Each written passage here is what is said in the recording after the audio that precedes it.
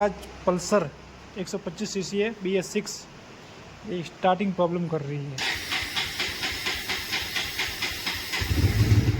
और miss firing भी कर रही है। स्टार्टिंग होने के बाद में मिस फायरिंग कर रही है।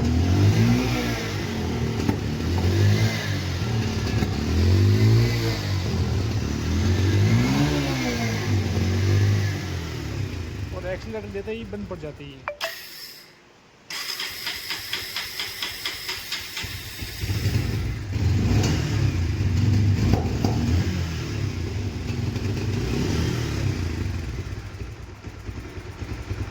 और इसमें सेंसर की कोई प्रॉब्लम नहीं है। ये देखो चेक लाइट बंद है पूरी। तो इसमें हम चेक करेंगे अभी। और इसमें ये स्पार्क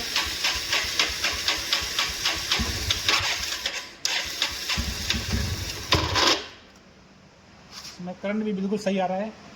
अब इसमें प्लग खोल के चेक करेंगे।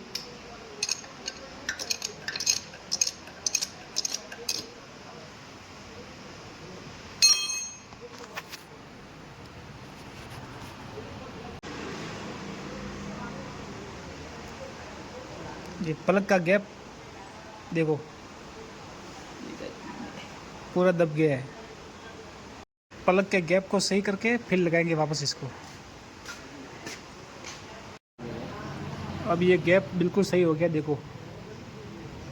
अब इसको लगाएंगे बाइक के अंदर। स्टार्ट।